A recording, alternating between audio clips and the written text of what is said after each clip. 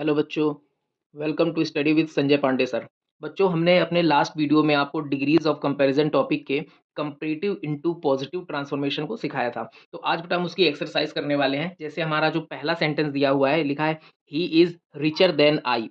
तो बेटा यहाँ पे मैंने आपको रूल्स बताए थे, 3 रूल बताए थे। पहला कहा था सब्जेक्ट को ऑब्जेक्ट के प्लेस पे और ऑब्जेक्ट को सब्जेक्ट के प्लेस पे हम ट्रांसफॉर्म कर देंगे। तो वही हम बेटा पहला रूल यहाँ लगाने वाले हैं। जब भी हमसे पॉजिटिव में कन्फर्म पॉजिटिव में जब बोलता है कि कंपैरेटिव टू पॉजिटिव या फिर सुपरलेटिव टू पॉजिटिव, मतलब जब भी पॉजिटिव में बदलने को कहता है तो हम सब्जेक्ट ऑब्जेक्ट की प्लेस को चेंज कर देते हैं। तो बेटा जब आई को हम आगे सब्जेक्ट की जगह पे लिख देंगे यहाँ पर।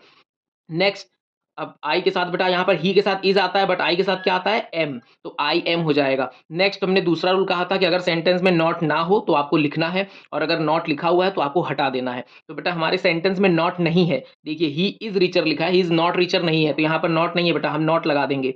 तो I am not, I am not. अब उसके बाद जब तीसरा रूल आता है बेटा, आप डिग्री चेंज करना है, तो डिग्री चेंज करने के लिए बेटा हमें एज एडजेक्टिव एज लिखना है या सो एडजेक्टिव एज लिखना है। तो बेटा हमारे रूल में हमने कहा था जब नॉट हो तो आप सो लगा देना। तो I am not so rich as, means so adjective as हमने यूज कर दिया। ई आर और देन जो कि कंपैरेटिव की पहचान होती है, हम उसे हटा देंगे। तो I am not so rich as, subject हमारा बेटा क्या था, ही, उसे हम पीछे ले आएंगे। मीन्स हमारा पहला रूल ऑब्जेक्ट को सब्जेक्ट के प्लेस पे और सब्जेक्ट को ऑब्जेक्ट के प्लेस पे रख दिया गया। दूसरा रूल नॉट ना हो तो हम नॉट लिख देंगे। तीसरा रूल डिग्री चेंज करना है, सो एज लगाकर या फिर एज लगाकर। तो हमने यहाँ पे सो रिच एज लिखा हुआ है, क्योंकि नॉट वाले में सो लगा देते हैं। नेक्स्ट बेटा अगला सेंटेंस भी ऐसे ही होगा।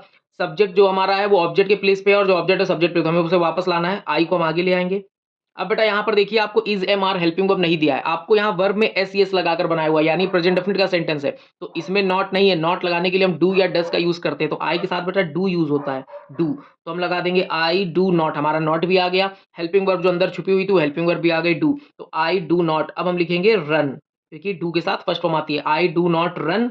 अब यहाँ पर बेटा पहला रूल भी हो गया, दूसरा रूल भी हो गया, अब तीसरा यानी कि डिग्री चेंज करना है। तो हमें फास्ट के साथ, यहाँ पर फास्ट हमारा एडजेक्टिव है, हमें सो एज या फिर एज लगाना है। तो बेटा नॉट का सेंटेंस जब आपका बन रहा है तो इसमें आप सो लगा दोगे, सो fast as he.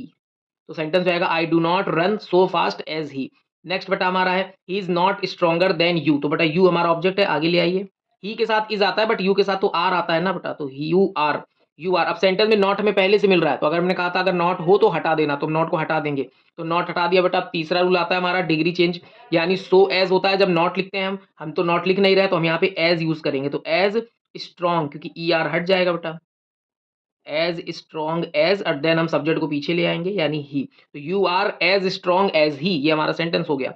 Next, Neeraj did not speak more friendly than his brother. तो यहाँ पर बेटा हमारा ऑब्जेक्ट क्या है, देन के बाद हमें मिल रहा है हिज ब्रदर, तो इसे हम आगे ले आएंगे। तो हिज ब्रदर,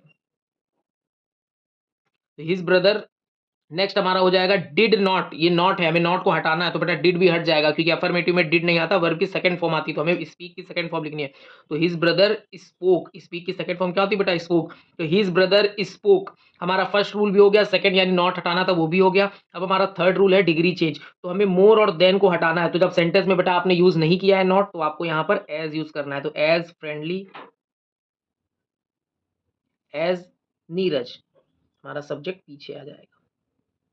नेक्स्ट बता, he is more polite than any other man. तो बेटा यहाँ पे हमारा ऑब्जेक्ट क्या है, एनी अदर मैन, ये हमारा आगे आ जाएगा। तो बेटा जब भी हम एनी को आगे लाते हैं, तो हमारे सेंटेंस में नॉट नहीं है ना बेटा, तो हमें नॉट लगाना है, तो हम एनी को आगे लाते हैं तो नो बना देते हैं। जहां पर भी आपको वर्ड एनी मिलेगा उसे आगे लाएंगे तो हम नो कर देंगे, यानी कि एनी वन का नो वन हो जाएगा, या फिर नन भी लिख सकते हैं, एनी बडी का नो बडी हो जाएगा। उसी तरह एनी का नो हो चुका है, तो एनी अदर मैन का हो जाएगा no other man, no other man. अब बेटा हमारा helping verb no other any other, इनके साथ इज यानी सिंगुलर यूज होता है, तो इज आ जाएगा नो अदर मैन इज। अब हमें सेंटेंस में बेटा डिग्री को हटाना है, नॉट नहीं था सेंटेंस में, बट अब नो यानी कि नॉट आ चुका है, तो अब हमारा डिग्री चेंज करना है, तीसरा रूल। तो मोर और देन को हम हटा देंगे, और बेटा जब नो का सेंटेंस है तो आपको सो लगाना चाहिए। No other man is so polite as he, बेटा हमारा तीसरा रूल भी ये लग चुका है, डिग्री चेंज हो गई। नेक्स्ट होता है हमारा ही is more dangerous than a terrorist. तो बेटा यहाँ पे ऑब्जेक्ट क्या है, अ टेररिस्ट, तो हम इसे आगे लिखेंगे, a terrorist, a terrorist is, क्योंकि ये भी सिंगुलर है, ए है, तो बेटा हम यहाँ पे इज लगाएंगे, अ टेररिस्ट इज। अब सेंटेंस में नॉट नहीं है तो हमें नॉट लिखना है बेटा, नॉट। अब डिग्री चेंज करनी है, तो मोर देन इसे हम हटा देंगे, नॉट का सेंटेंस है तो सो यूज होगा, सो डेंजरस एज ही को हम पीछे ले आएँगे बेटा, so dangerous as he. Next हमारा है rose is more beautiful than any other flower. तो बेटा यहाँ पे हमारा ऑब्जेक्ट क्या है? Any other. अभी मैंने आपको समझाया कि एनी हो तो हम आगे लाते हैं तो नो बना देते हैं, तो एनी अदर का कर देंगे बेटा no other flower. No other flower is. अब नो अदर के साथ मैंने कहा था इज़ यूज़ होगा क्योंकि सिंगुलर यूज़ होता है, तो नो अदर फ्लावर इज़। अब डिग्री चेंज करनी है बेटा, अब डिग्री चेंज करनी है तो मोर देन को हटा के हम क्या लिख देंगे? As so beautiful as rose. Next हमारा बेटा एक लास्ट सेंटेंस है, he is more generous than you. Then बेटा हमारा ऑब्जेक्ट है यू, तो यू को आगे लाएँगे। यू के साथ बेटा इज़ तो आता नहीं, आर आता है, तो यू आर। सेंटेंस में नॉट पहले से लगा हुआ है, हमें नॉट को हटा देना है, तो नॉट हट जाएगा बेटा। अब जब जिस सेंटेंस अब दूसरा रूल भी हो गया, जिस सेंटेंस में नॉट नहीं होगा वहाँ पर हम लोग एज़ यूज़ करते हैं। तो यहाँ मोर और देन को हमें हटाना है और लिखना है एज़ जेनरस एज़ ही को पीछे ले आएँगे बेटा। तो इस तरह से हमारा यहाँ पर ये कंप्लीट होता है एक्सरसाइज़।